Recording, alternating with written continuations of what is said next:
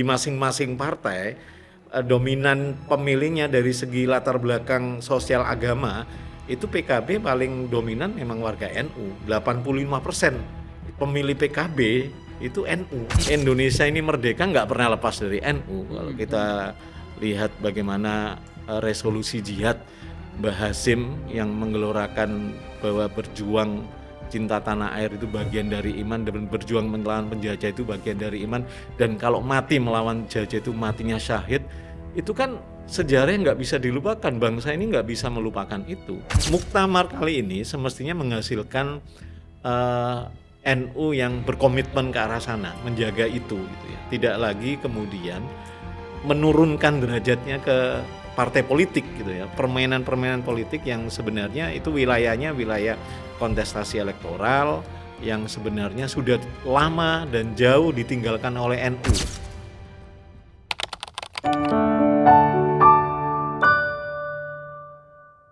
Assalamualaikum teman-teman Ruang Publik.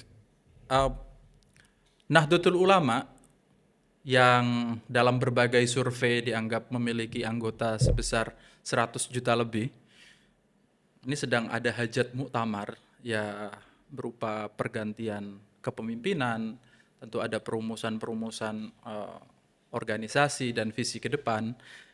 Tapi dalam podcast kali ini, saya ingin membandingkan atau mencari korelasi seberapa jauh Nahdlatul Ulama atau struktur Nahdlatul Ulama dalam hal ini PBNU sampai ke bawah dengan politik di Indonesia. Pertanyaan ini berangkat dari fenomena banyaknya kelompok-kelompok politisi besar yang sepertinya mulai hawa-hawanya ancang-ancang untuk terlibat di dalam muktamar PBNU. Tentu saja ada banyak sekali partai politik dan banyak klaim selama ini yang mengatakan bahwa PBNU atau Nahdlatul Ulama itu berpengaruh besar terhadap pemilu di Indonesia. Tapi memang rata-rata presiden-presiden yang terpilih itu ada rekam jejaknya NU di dalamnya. Misalnya Pak Jokowi sama Kiai Ma'ruf waktu itu. Lalu kemudian di pemilu-pemilu sebelumnya juga dan setelahnya juga begitu, ada keterlibatan NU, ada banyak catatan yang menyebutkan. Saat ini kita ingin mempertajam angle itu dengan ngobrol bersama peneliti Litbang Kompas, Mas Yohan Wahyu. Assalamualaikum Mas. Waalaikumsalam warahmatullahi wabarakatuh. Terima kasih Mas sudah hadir. Sama-sama, terima kasih juga sudah mengundang. Nah, ini pertama jenengan kan di Litbang Kompas melakukan penelitian rutin, terutama yang saya tahu ketika momen pemilu itu. Ada banyak penelitian yang dilakukan, termasuk diantaranya adalah ada data yang menyebutkan sejumlah data soal NU di dalam pemilu. Saya ingin memulai di pemilu sebelumnya 2024 kemarin. Kompas itu merilis bahwa warga NU kebanyakan di dalam pemilu kemarin itu memilih PDI daripada Gerindra, dan yang nomor 3 baru PKB. Padahal PKB ini adalah partai yang dilahirkan NU.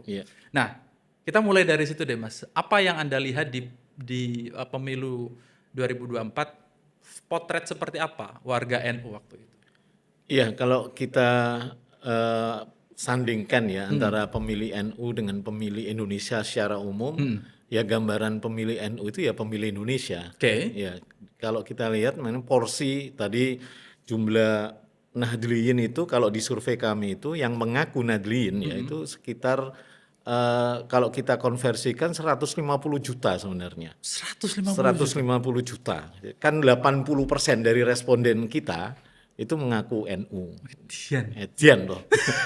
Dari situ kemudian ketika kita tanya pilihan partai, ini di exit poll ya, survei terakhir, exit poll survei setelah pemilih itu mencoblos dari TPS terus kita tanya itu memang dari pilihan partai itu komposisinya relatif sama dengan komposisi hasil pemilu 2024 kemarin. Yang pertama PDIP, 2 Gerindra, Golkar, PKB nomor 4. Jadi 4 besar itu juga menjadi pilihan warga NU. Kenapa kok tidak PKB yang dominan gitu ya? Nah, iya. Ya karena orang-orang responden kami yang mengaku NU memang tidak serta-merta kemudian afiliasi politiknya itu afiliasi politik yang secara sosial kultural itu NU gitu ya.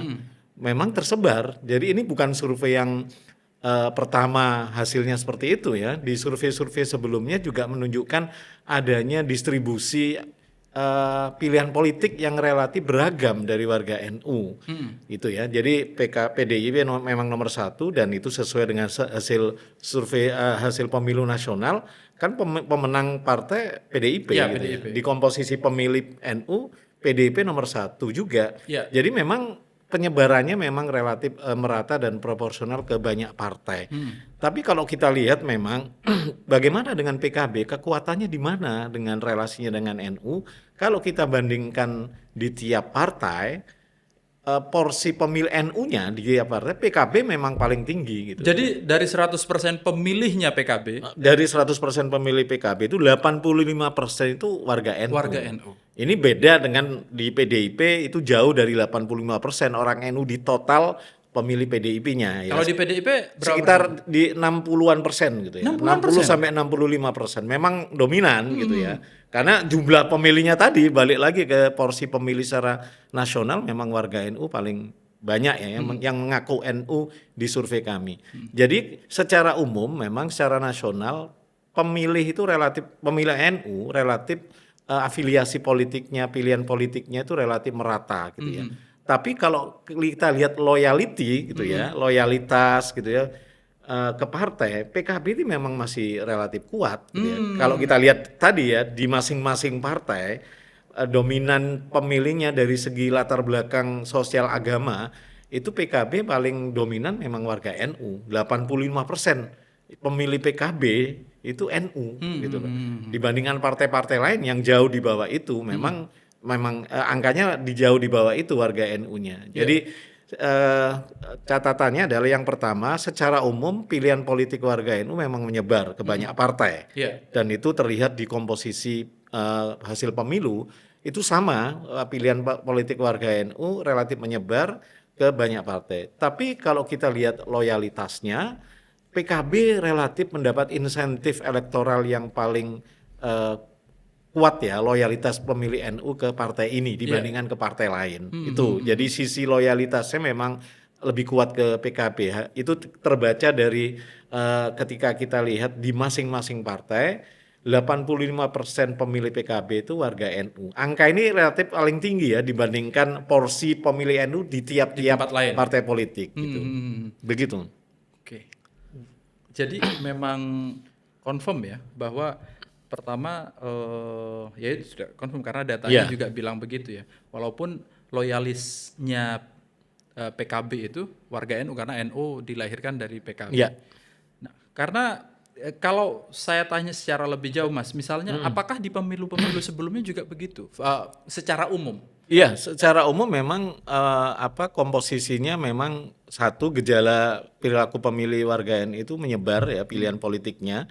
Ini sama sejalan dengan wajah pemilih Indonesia secara umum, menyebar relatif menyebar tidak merata ya, tapi secara proporsional pemilih nasional itu juga kita temui di pemilih NU. Jadi kalau pemilih nasional misalnya 10 pemilih nasional, 7 atau 4 itu memilih PDIP, di pemilih NU pun itu 4 juga memilih PDIP dari 10 pemilih NU gitu loh. Jadi cerminan dari pemilih nasional itu ya pemilih NU itu menjadi cerminannya gitu ya. Jadi memang tidak ada gejala yang 100% pemilih dari 100% pemilih NU itu dominan ke PKB, enggak, dia menyebar merata. Dan ini memang tidak terjadi di 2024. Hasil exit poll kita di 2019 pemilu 2019 dan sebelumnya di pemilu 2014 itu juga relatif sama sebangun gitu ya. Jadi tidak ada korelasi secara elektoral bahwa pemilih NU itu mayoritas akan memilih PKB gitu ya. Tapi dalam pemilih PKB masing-masing di dalam internal pemilih PKB 100% pemilih PKB itu relatif konsisten paling banyak itu memang dari pemilih berlatar belakang Nadliyin gitu kan. Jadi polanya itu relatif sama. Jadi tadi yang bisa saya simpulkan secara umum memang tidak ada afiliasi yang dominan gitu ya, partai mana yang mendominasi dari total warga NU. Tapi kalau kita ngomong loyalitas di dalam masing-masing partai, sumber sumbangan elektoral paling banyak itu tercatat kita temukan di internal partai PKB gitu ya, di mana PKB itu mendapat insentif paling besar sumbangan elektoralnya dari warga NU. Jadi intinya warga nasionalis itu dari total mungkin lebih banyak di PDIP gitu loh. Ya, secara porsi porsi 100% pemilih PDIP gitu ya. Itu mungkin dominan ke PDIP. Artinya PDIP lebih dominan dapat sumbangan pemilih dari pemilih nasionalis dibandingkan pemilih NU gitu. Kalau Ya. kita pakai kategori itu ya Ya. gitu. Kalau kategorisasinya ada NU, nasionalis atau apa lagi Mas? Kalau yang ditanya waktu itu keluar. Waktu itu kan ada variabel salah satu variabel agama. Heeh. Ya, jadi agama kalau di Kompas itu apa agama Ya. Anda? Kalau Islam kita tanya lagi, NU. ya Anda lebih dekat. Heeh. Jadi kita nggak ngomong punya KTA apa Iya, tidak. iya, iya. Jadi orientasi keagamaannya itu lebih dekat mana? NU, Muhammadiyah atau lainnya. Lainnya itu di luar itulah Iya, ya. iya. Ya memang dua besar itu NU Muhammadiyah. Jadi itu variabel itulah yang kemudian kita analisis cross ke pertanyaan elektoral partai dan capres gitu. Gitu. Nah, baru kemudian di luar itu dikategori sebagai nasionalis misalnya. Enggak juga. Enggak juga. Jadi lainnya biasanya. Lainnya. Oh, Artinya maksudnya ketika agama terus baru kalau dia bilang Islam, baru dia Islam dia orientasi keagamaan lebih keagamaannya dekat mana gitu. Gitu. Jadi kalau nasionalis itu mungkin kategorinya ketika apa ya? Komposisi keagamaan itu lebih banyak, lebih imbang lah. Misalnya PDIP ini, selain Islam, NU, dia lebih banyak juga di luar Islam gitu lah. Porsi pemilih yang non Islam itu lebih banyak ke PDIP. Gitu. Jadi kalau kita nggak ada, karena agak susah ya, Ya, makanya saya pakai membayangkan definisi gimana ya? konsep itu ke responden langsung, Ya. ya responden masyarakat secara umum. Jadi kita memang menghindari konsep-konsep yang terlalu rumit ya. Jadi Karena waktu itu cepat juga kan. iya. Apa namanya bertanyanya dalam Iya. waktu yang nggak lama itu. Itu ada berapa Mas respondennya? Kalau di exit poll itu sekitar 2.000 ya. 2.000. Responden. Jadi itu kan orang yang baru keluar TPS kita langsung tanya gitu ya. Sekitar 2.000 responden. Oke. Iya. Jadi pertama faktanya bahwa komposisi pemilih NU itu sama dengan pemilih nasional dan Iya. kebanyakan secara 100% warga NU itu 100% responden yang mengaku NU itu lebih banyak memilih di PDIP daripada yang partai yang lain. Partai yang Walaupun lain. di PKB itu sampai 85% Di dalam di dalam PKB, pemilihnya iya. PKB itu 85% mengaku NU. Iya. Nah, antara di NU ini kan ada yang struktur, ada yang kultur Kultural, iya. kebanyakan. Ada variabel itu nggak Mas yang kelihatan? Iya, sebenarnya ada juga pertanyaan apakah ada aktif juga di organisasi itu gitu ya. Ya ini yang kadang sebagian besar memang hanya kecil ya, sebagian kecil yang mengaku itu aktif. Maksudnya aktif itu pengurus punya KTA gitu ya. Sebagian besar menyatakan tidak aktif. Artinya memang sebagian besar dari responden yang kita grab itu ya NU kultural gitu ya. Karena tidak aktif secara organisasi, bahkan KTA juga tidak punya, tapi mengaku secara praktek keagamaan itu lebih dekat dengan NU. Ya, kita karena ini bukan survei khusus NU, Ya, betul. ada variabel NU yang kita angkat sebagai variabel untuk analisis isu-isu elektoral. Jadi kami kemudian masukkan itu dalam satu klaster ya NU gitu ya. Meskipun di dalamnya mengaku hanya kecil yang menyatakan sebagai aktif sebagai pengurus, yaitu struktural, tapi sebagian besar itu kalau kita masukkan kategori ya masuk kultural karena tidak aktif secara organisasi, tidak ada KTA, tapi secara emosional mereka lebih dekat dengan Nadliyin gitu ya. Itu berapa tadi Mas dibanding semua populasi dibanding 2000 responden itu yang NU 60%. 65%. 65%. 65% lebih ya. 65% lebih itu mengaku NU. Dari total responden mengaku Islam ya. Yang mengaku Islam. Ya, Oke. 65% itu NU. Dan yang mengaku Islam itu dibanding keseluruhan 85%. iya, persis populasi. 80% populasi ya. Kan ini survei yang memang survei yang dipakai untuk memproyeksikan elektoral. Jadi salah satu syaratnya respondennya itu harus menggambarkan populasi mau nggak mau. Karena kita kan ada kepentingan untuk memproyeksi elektoral ya. Iya. Kenapa proyeksi? Ya kenapa itu harus representatif? Ya karena itu kepentingannya proyeksi. Proyeksi itu menggambarkan kalau bisa hasilnya itu mendekati hasil nantinya. Nah, sampel yang harus diambil itu juga harus menggambarkan populasinya. Jadi kalau populasinya itu di Indonesia itu warga Muslim 85%, ya secara tidak langsung sampel kita itu 85% kemungkinan juga menggambarkan populasi gitu ya. Jadi dengan strategi multi state random sampling kita sedapat mungkin memang mendekati menggambarkan populasi karena kan kita kepentingannya mewakili representatif gitu. Betul. Ya. Justru kalau terlalu jauh jadi Terus aneh. terlalu jauh jadi aneh, kepentingan kita akan jauh, kita nggak akan dapatkan tujuan kita untuk melakukan proyeksi gitu ya. Karena kenapa proyeksi bukan prediksi? Proyeksi itu karena ini kan masih persepsi ya. Ya, si responden ditanya kalau sekarang pemilu milih partai apa? Kalau sekarang pilpres milih partai apa? Mereka belum melakukan pemilihan. Tapi kalau exit poll pertanyaannya berubah. Tadi milih siapa? Tadi milih siapa? Tapi sekali lagi ini masih persepsi. Kan bisa saja dia bohong. Ya. Bisa saja dia menyatakan nggak mau jawab, menyembunyikan pilihannya. Kami masukkan kategori persepsi. Karena itu makomnya itu masih masuk proyeksi. Oke. Tapi kalau makom prediksi itu quick count namanya. Karena bahan bakunya tidak lagi persepsi. Bahan bakunya itu hitungan real di TPS. Di TPS. Ya, di TPS ini partai A dapat berapa, kita kumpulkan dari 2000 TPS yang kita grab gitu ya. Ya, itu kelihatan kenapa quick count atau hitung cepat itu sampel errornya itu di bawah 1%. Karena kan bukan persepsi. Sudah Karena proyeksi. sudah angka real. Iya, sudah angka real. Orang keluar dari TPS. Hitungan TPS. Ya, udah hitungan, bukan orang. Jadi hitungan di TPS, tally itu kita. Yang quick count ya. Quick count. Tapi kalau exit poll dan survei-survei pre-election itu masih persepsi. Meskipun kita kategorikan exit poll itu derajatnya mungkin lebih tinggi dari pre-election ya. Karena tadi pertanyaan, tadi milih siapa? Orang sudah memilih, kita tanya. Kalau pre-election kan orang belum milih, masih jauh dari pemilu, masih kita tanya.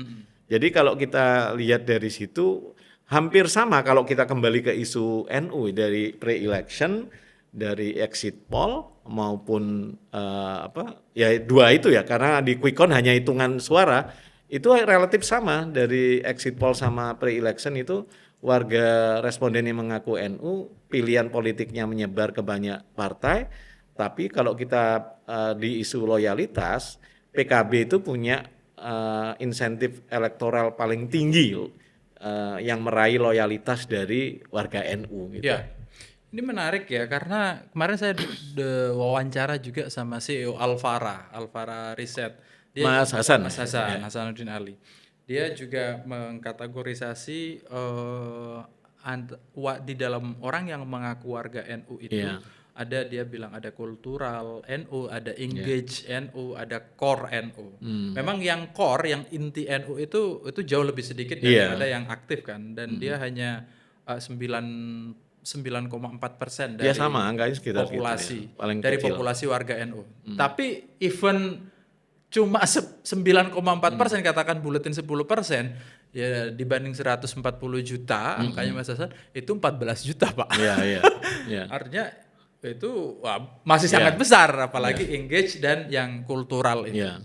Nah, oke, ini jadi bisa dikatakan wajar muktamar ini rame itu Mas. Iya, kalau kita lihat sejarah hampir, kalau kita ini aja ya, elektoral kontestasi politik, NU itu kan jadi variabel, selalu jadi variabel gitu ya. Jadi Oke. kenapa? Ya satu, jumlahnya dari segi numbers. Isu numbers itu kan dalam politik menjadi isu. Yes, iya Nah, betul itu betul. yang kemudian NU masuk di situ. Yang kedua, NU punya jaringan infrastruktur kultural dan struktural. Nah, itu siapa yang punya numbers, jumlahnya banyak, dia juga didukung oleh kultural dan struktural, ya dia jadi perhatian. Yang ketiga, distribusi dia menyebar secara nasional kan. Penyebarannya. Penyebarannya secara nasional, meskipun Jawa Ya. menjadi basis paling besar ya. Tapi kan dia nyebar secara nasional gitu. Di luar Jawa pun juga jaringan NU Juga banyak juga ya. banyak gitu loh.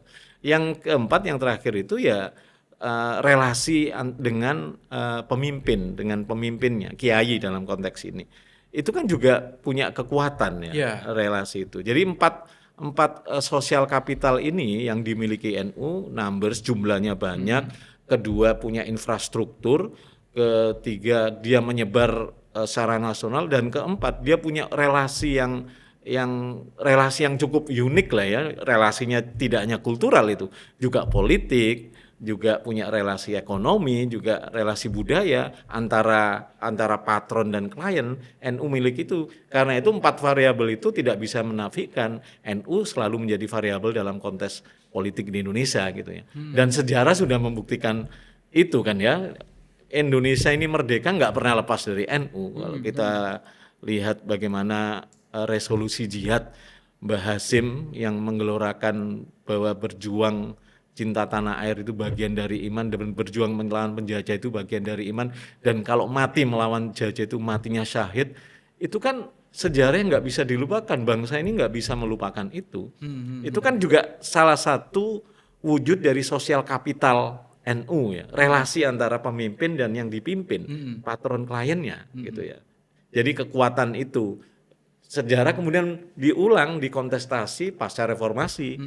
Bagaimana seorang Hasyim Muzadi, representasi NU, dijadikan calon wakil presiden gitu ya. Betul.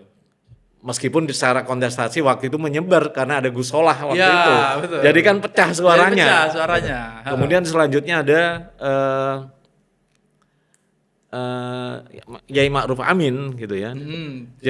Jadi memang NU variabel yang tidak bisa dinafikan dalam konteks kacamata panggung politik kita, kontestasi politik kita.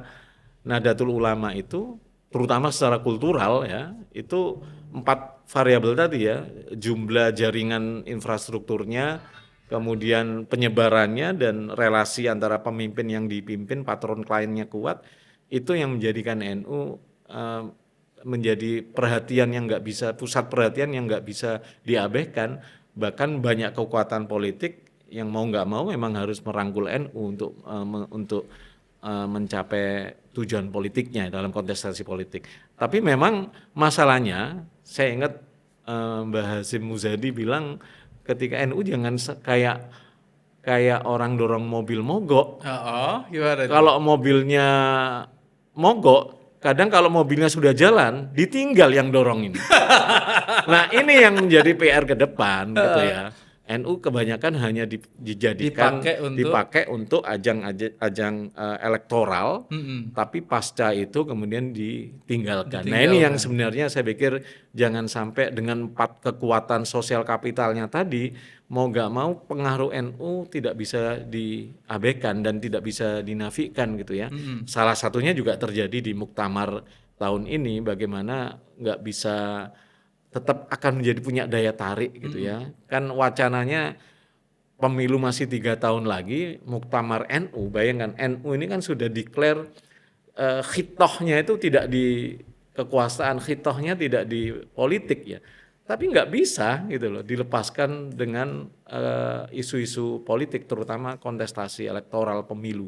Pemilu masih 3 tahun, wacananya sudah ada di bumbu-bumbunya di Muktamar gitu loh. Iya, Jadi itu bukti bahwa sosial kapital NU itu nggak bisa diabaikan secara politik gitu. Iya. Memang kalau diperhatikan secara teliti, mungkin teman-teman yang memperhatikan NU secara detail itu kan sudah bisa membaca Iya. perpanjangan tanganan siapa yang ini? Ya. Wah, gitu-gitu tuh, Mas.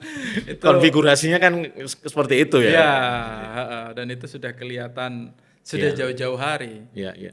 Artinya jadi bisa dikatakan, bisa dipastikan bahwa kekuatan politik ini punya kepentingan Iya, di dalam NU terhadap dan NU. Iya. terutama di muktamar ini Iya, karena dia iya. menjadi ajang pemilihan ketua Iya.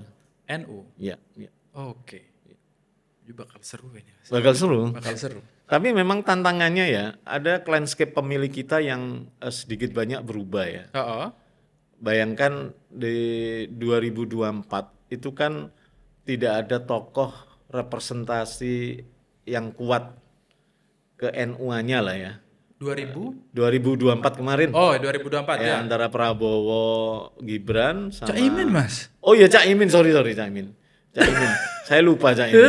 Anies Caimin. Saya selalu kan ketua umum Iya, iya, iya. NU, ketua umum umum NU. nggak ada. Jadi variabel NU dalam konteks NU-nya. NU-nya, struktur Cak Imin NU-nya. kan PKB, PKB, gitu. Tapi iya. memang tidak bisa dinafikan Iya. Cak Imin representasi dari kultural NU juga. Nih. Tapi rekam jejak sebelum Cak Imin itu kan umumnya kultural. Iya. Sosok dari Yai Mbak Yasin Muzadi, Salahuddin Wahid, Ma'ruf Amin gitu ya, yang secara kultural mereka adalah representasi dari NU. Cak Imin itu lebih kental ke PKB-nya PKB, gitu. tentu saja karena ketua Artinya memang yang ketika menggait Muhaimin, ketika Anies Muhaimin, kan orang benar proyeksinya ini mendorong suara NU ke Anies gitu ya, Iya. ke Anies. Tapi hasil survei kami itu sekali lagi menyebar juga pemilih NU gitu ya,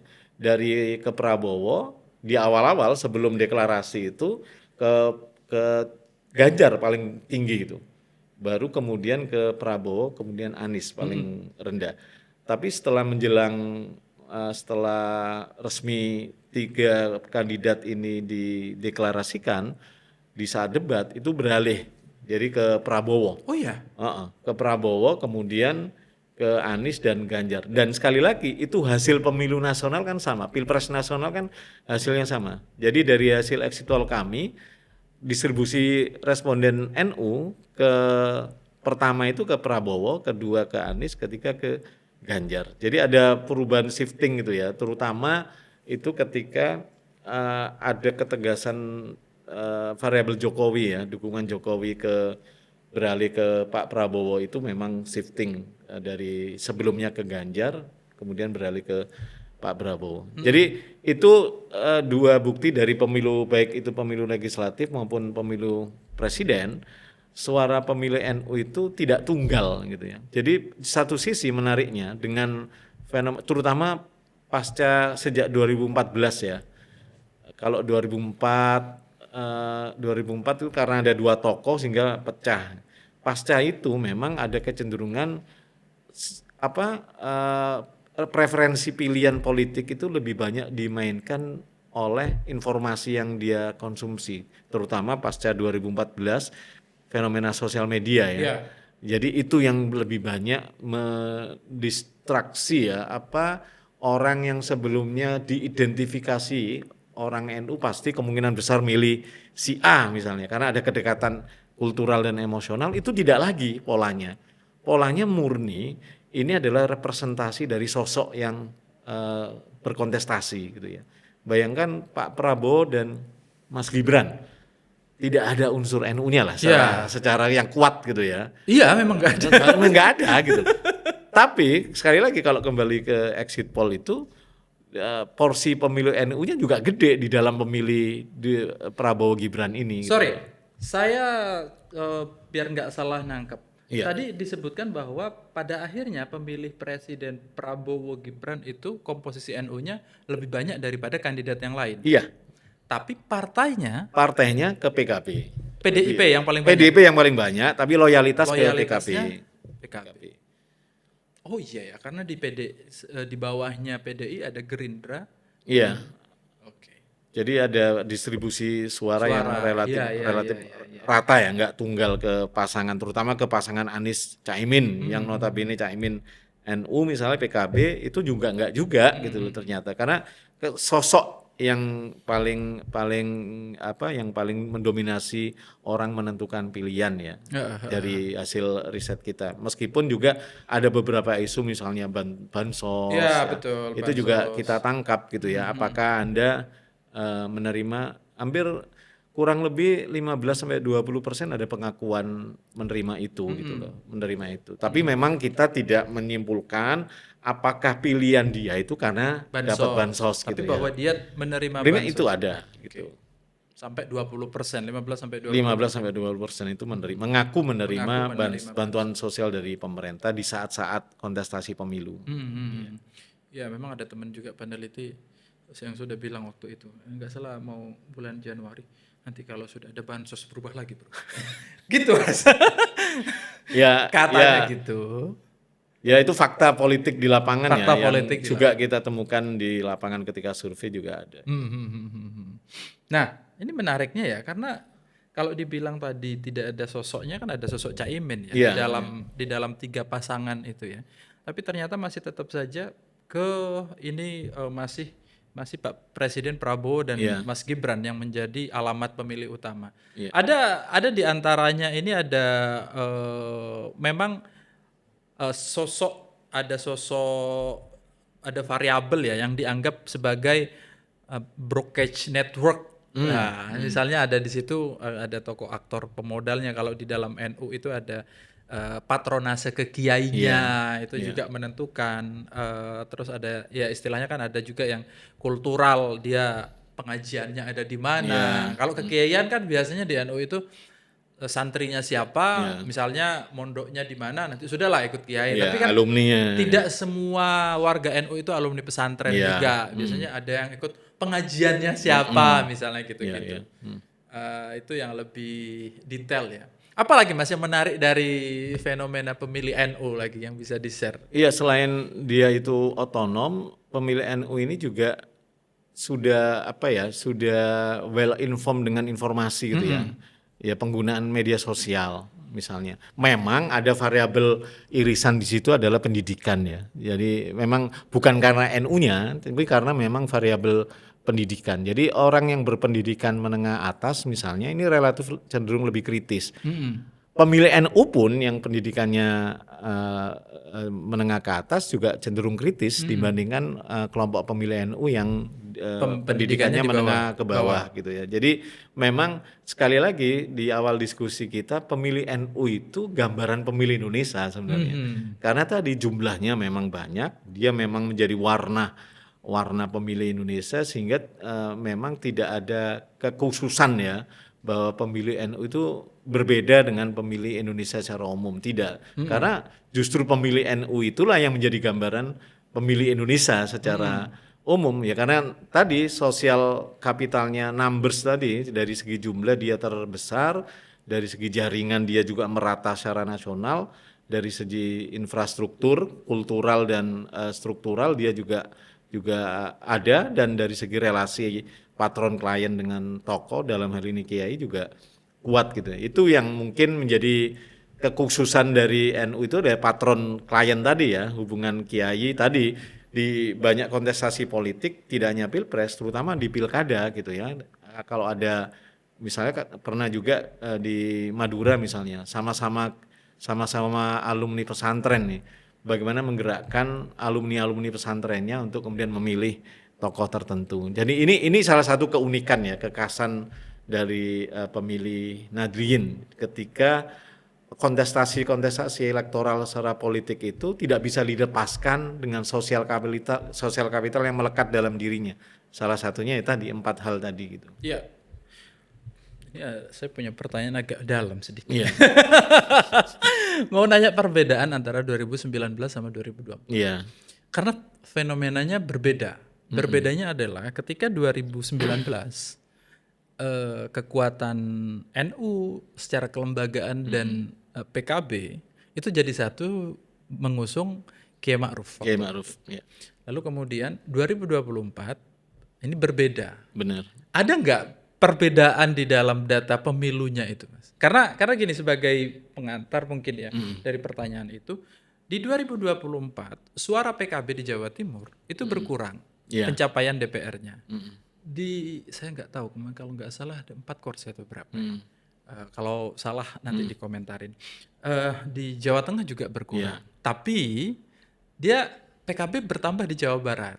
Iya. Lalu kemudian bertambah di Sumatera Barat dan PKB di DPRD itu bertambah pesat di DKI, which is itu adalah kantongnya Anies. Anies, ya. Jadi ketika bareng sama Anies, dia dapat tambahan di kantong-kantong itu, tapi di Jawa Timur dia kehilangan kursi gitu. Nah, apakah 2019 dan 2024 itu ada perbedaan angka di warga NU yang sampai recall? Yang pertama tentu secara konfigurasi politik memang berbeda ya. Kalau tadi jenengan tadi bilang 2019 tidak ada perbedaan pilihan politik ya antara PBNU dan PKB misalnya di 2019. Apalagi Kiai Ma'ruf menjadi titik temu gitu ya. 2024 tentu berbeda, bagaimana misalnya PBNU meskipun tidak terlalu menunjukkan dukungan politik, tapi kan cenderung memang tidak begitu sejalan ya dengan pilihan politik PKB dengan mengusung Anies Muhaimin, dan itu memang sedikit berbeda hasilnya gitu ya. Yang 2019 menang, ya kan, masuk kelompok pemenang. Sementara 2024 kalah gitu ya. Tapi yang hampir sama, ada yang menarik soal kotel efek ya. 2019 dan 2024 PKB itu mendapatkan kotel efek sebenarnya. 2019 pasti dari pemilih NU, loyalitas pemilih NU-nya memang cenderung masih kuat ke PKB. Hal yang sama yang tadi kita diskusikan 2024 kotel efek dari PKB juga dari pemilih NU juga kuat dengan loyalitas pemilih NU ke PKB kan tinggi. Apa ke efek itu? PKB. Kotel efek. Kotel efek. Jadi ada kesamaan orang yang memilih partai A, dia akan memilih capres yang diusung oleh partai pilihannya. Jadi kotel efek gitu. Nah, itu terjadi di 2024 semakin kelihatan ketika dipasangkan dengan Anies. Pemilih-pemilih Anies itu sebagian besar juga kemudian mendukung PKB kayak tadi di Jakarta, di Jawa Barat, di Sumatera Barat yang menjadi basis yang secara elektoral sumbangan elektoralnya relatif tinggi terhadap pasangan ini, itu PKB mendapatkan insentif di situ. Jadi kalau kita lihat di basis-basis utamanya mungkin melemah, turun gitu ya. Tapi di basis-basis lain, di luar basis ya kayak 3 provinsi tadi, ada kenaikan suara dan dukungannya. Dan ini yang kemudian memberikan insentif elektoral ke partai PKB ini kan relatif bertahan ya dengan 2 digit gitu ya, 10%-an ya. Dan ini relatif konsisten di era Caimin sejak memimpin, bahkan sebenarnya mampu bertahan, mampu mengembalikan suara PKB di awal reformasi gitu ya. Jadi ini yang saya lihat memang ada insentif elektoral dari sisi kotel efek pasangan Anies Muhaimin. Kalaupun tidak dapat dari Caimin, dia dapat dari PKB-nya, tapi dia juga dapat dari sosok Aniesnya. Nah, ini yang sebenarnya tidak kita temukan di 2019, itu kotel efeknya hanya dapat dari Jokowi saja.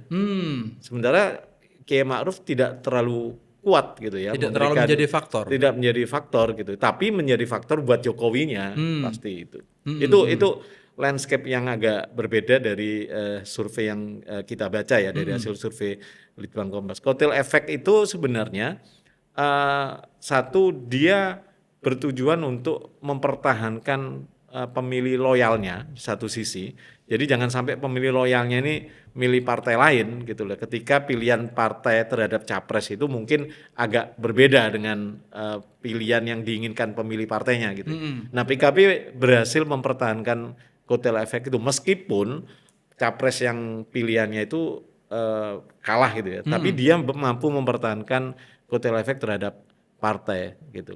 Kan banyak beberapa partai yang sebenarnya dia memang kalaupun tidak mampu memenangkan kontes atau tidak punya tiket pencalonan di capres, dia tentu berharap yang kedua adalah dapatkan insentif elektoral dari capres itu untuk partainya.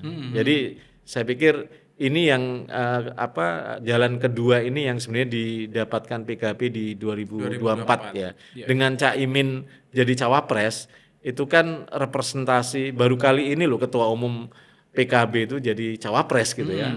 Sebelumnya Gus Dur bukan ketum. Bukan ketum. Jadi baru kali ini ketum PKB jadi cawapres dan itu membuktikan itu punya insentif daya dobrak elektoral kepada partai. Bahkan dari orang-orang yang sebelumnya mungkin bukan pemilih PKB gitu ya, bisa memilih PKB. Ya, menarik ini. Karena terus ada begini, Mas. Iya. Cerita warung kopiannya teman-teman itu katanya, NU kalau mau menang pemilu harus bareng sama PKB. Oh. Karena 2019 membuktikan berhasil katanya Berhasil. gitu. Kalau pisah susah, katanya gitu. Dan itu kampanye itu yang dilakukan Cak Imin kan sebenarnya sampai saat ini ya. Terutama ketika dikaitkan dengan muktamar gitu kan. Nah, Ketika wacana Cak Imin bilang mendegradasi kepemimpinan PBNU sekarang gitu kan, kalimat dia. ya.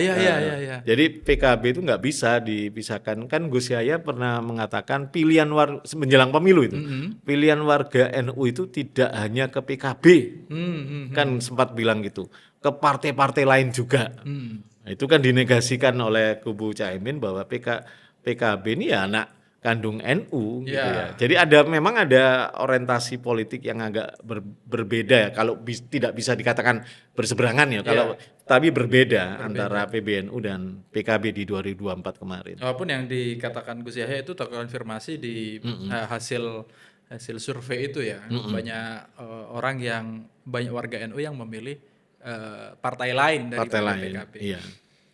Oke, ini menarik ini. Ini makolahnya Man Aroda Presiden alaihi BNU.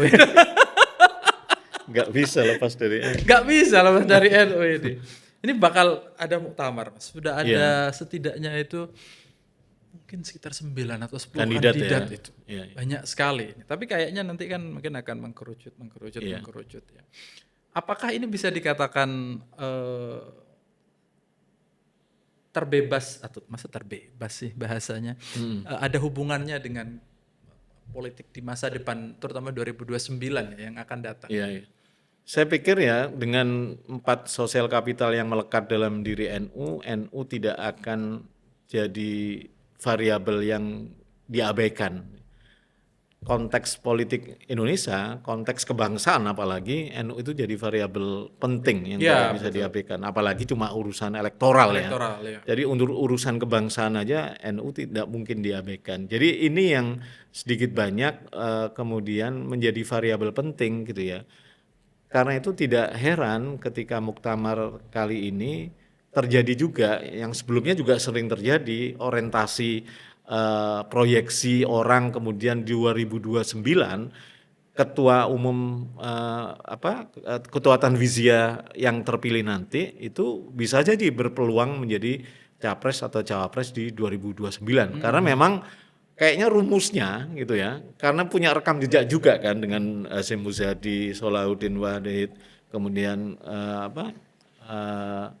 Yai Ma'ruf Amin, mau nggak mau representasi simbolik kepemimpinan di NU secara nasional itu ya diharapkan juga akan menjadi proyeksi sosok yang akan dikontestasikan di 2029 entah itu sebagai calon presiden maupun calon wakil presiden. Ini kan bagian dari tidak hanya historis ya, tapi juga sosiologis bahwa NU itu menjadi variabel penting. Nah, muktamar ini ibarat kata ini ya pintu masuknya. Pintu masuknya kontes wacana-wacana politik jelang 2029. 3 tahun itu kan kalau ngomong waktu memang lama, tapi kalau ngomong politik ini udah dekat ya. Jadi muktamar ini pintu masuk sebenarnya. Orang akan memperkirakan juga siapa yang akan berkontestasi di 2029 ketika kita memahami variabel NU tidak bisa diabaikan. Tentu pada akhirnya adalah sosok siapa yang akan dipanggungkan di 2029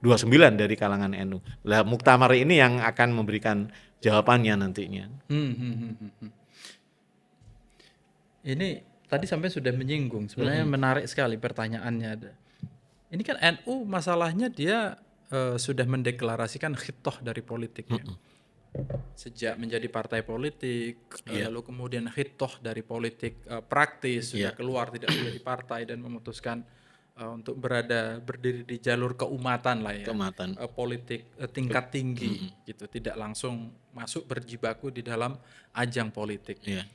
Cuma kan sepertinya tadi dan saya setuju, kita perlu mendesain bagaimana gagasan hitoh itu diimplementasikan dan melewati momentum politik yang begitu besar dan menarik gitu. Iya, iya. Pasti akan ditarik kemana-mana. Iya, iya. Dan sepertinya kemarin di pemilu kemarin Gus Yahya punya mekanisme sendiri untuk melewati itu Iya. dengan gayanya sendiri, menganggap misalnya semua partai itu relatifly sama misalnya, dan seterusnya. Lalu kemudian berbeda dengan zamannya Kiai Said misalnya. Iya. Kiai Said berbeda lagi stylenya.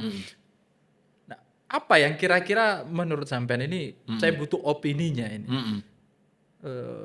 Konsep hitoh seperti apa yang harus dirumuskan oleh NU, terutama untuk pasca pemilu atau untuk melewati pemilu dengan baik?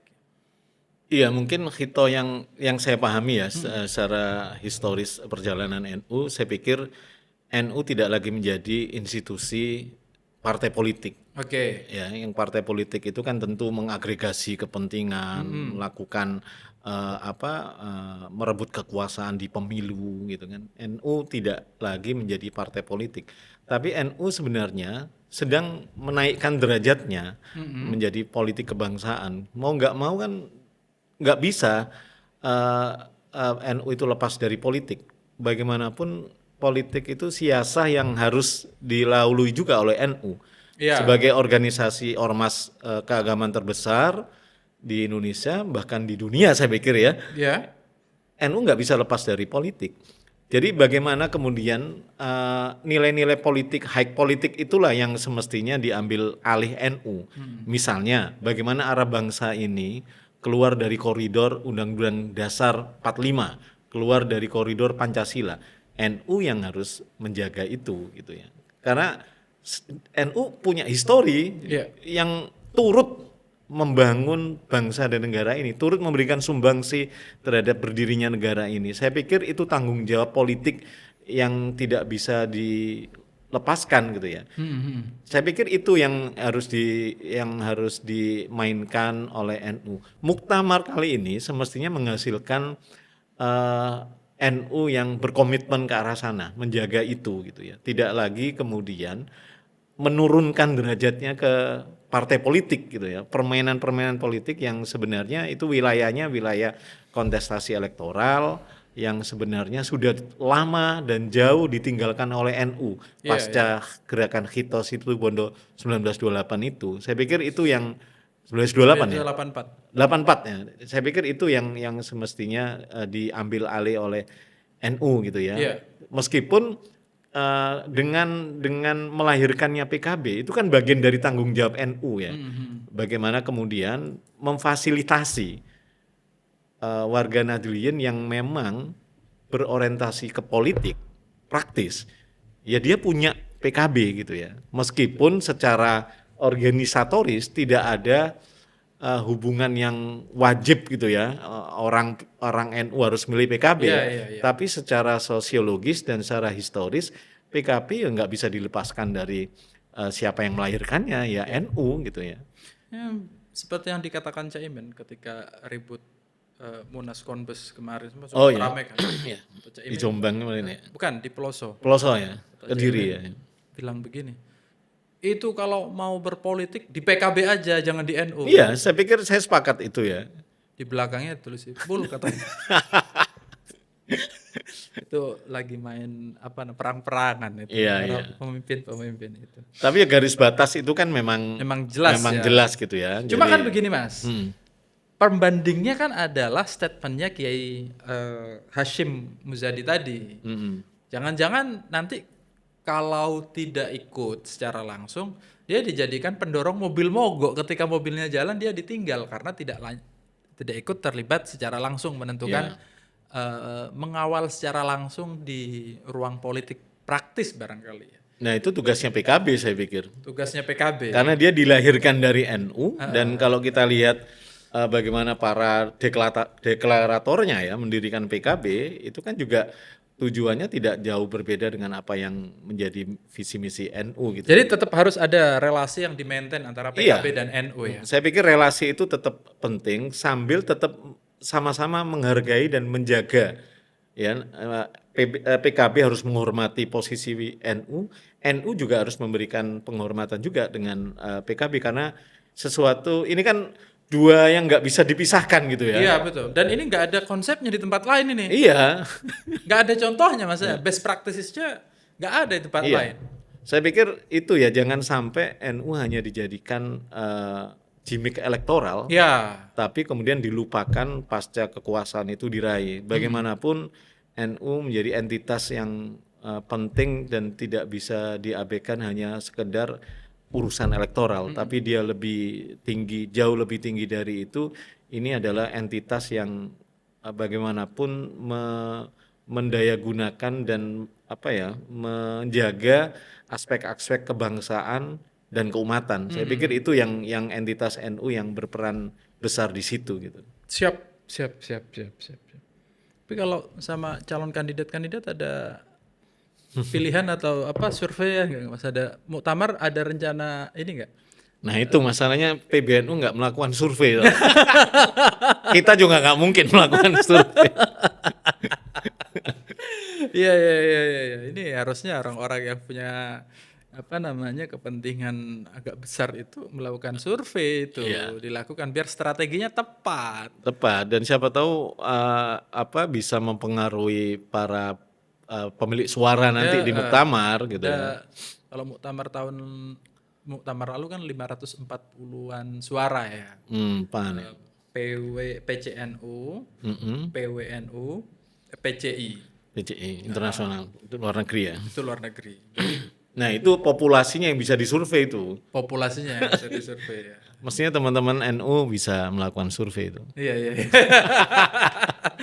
Itu nanti yang mau kerjasama sama Kompas itu nanti biar tepat sasaran strateginya itu loh. Jangan ini apa namanya salah strategi kan. Oke mas, ada hal lain nggak mas yang menarik yang perlu disampaikan? Ya sebenarnya dengan fenomena pengalaman sejak 2014, 2019 dan 2024 kemarin, bagaimana sosial media itu cukup berpengaruh ya, memberikan arus informasi ke pemilih. Sebenarnya penting untuk kemudian NU menjaga gitu ya, bagaimana Nahdliyin ini tidak menjadi sekedar objek suara. Yeah. Tapi bagaimana mengantarkan pemilih NU ini menjadi subjek gitu ya. Meskipun memang kita tahu secara sosial, kultural dan ekonomi masyarakat NU ini di rural gitu ya, masyarakat secara ekonomi menengah bawah di desil ke-10. Nah, desil ke-10 ini adalah objek yang paling rentan dimanfaatkan oleh para orang-orang yang kekuatan-kekuatan yang mengabaikan entitas NU ini dan hanya menjadikan ini sebagai objek elektoral. Saya pikir tugas ke depan itu bagaimana kemudian NU ini menjadi subjek sekaligus menjaga entitasnya sebagai kekuatan umat dan kekuatan bangsa, tidak sekedar dikecilkan sebagai urusan elektoral semata gitu. Saya pikir itu ya, kampanye-kampanye yang dilakukan teman-teman Mas Safik ya dengan upaya-upaya ya konten-konten soal literasi politik, pendidikan politik secara umum, terutama nanti ke teman-teman warga NU di bawah, saya pikir itu sekaligus juga upaya untuk memperkuat barisan agar NU ini tidak hanya dijadikan sebagai objek elektoral semata, tapi bagaimana juga mampu, kalaupun dia dimintai bantuan untuk mendorong mobil, ya setelah mobilnya jalan ya masuk ke mobil itu, jangan kemudian ditinggal di belakang gitu. Menarik. Ya, kita juga di ruang publik ini melakukan wawancara dengan sebanyak mungkin kandidat yang sudah mendeklarasikan diri, biar informasinya makin jauh nyampainya. bahwa semua orang punya visi, Iya. punya gagasan, dan tidak semua PC atau terutama warga NU akan didatangin kan, Iya, iya. nggak akan nyampe ke sana juga. Benar. Bahwa gagasannya Gus A, Gus B, Iya. kandidat C misalnya itu akan berbeda dengan yang lain, punya concern yang cukup berbeda. Itu harus dipahami juga sebagai ajang pendidikan politik ya. Dan sejauh ini ya relatif sudah banyak yang Iya. mau, dan bagi saya kehadiran para kandidat itu kan menunjukkan dia punya sesuatu visi yang besar yang untuk di-sharing ke banyak orang, sehingga orang-orang tertarik, oh ini layak jadi pemimpin saya itu. Oh yang ini kurang ininya, yang ini kurang itunya. Dan yang kurang memang Menteri Agama belum. Kabarnya memang kenceng sekali hawa-hawanya beliau akan mencalonkan diri, meskipun belum ada satu kalimat pun yang keluar dari beliau.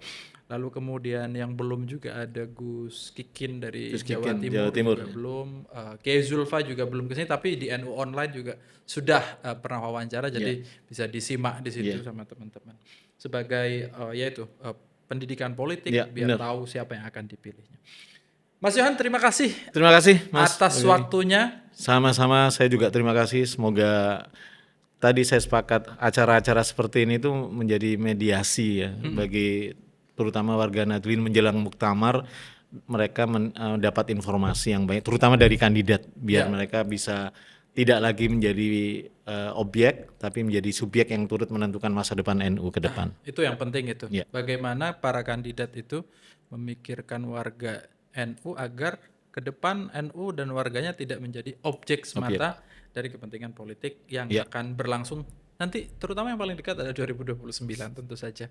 Oke, kita akhiri di sini Mas. Terima kasih teman-teman. Kita ketemu lagi di episode mendatang dengan Ruang Publik, di isu-isu publik. Terutama kita akan banyak mengulas soal muktamar NU sampai ke muktamar yang akan diselenggarakan pada 27 Agustus sampai 31 Agustus mendatang di Jombang. Assalamualaikum warahmatullahi wabarakatuh.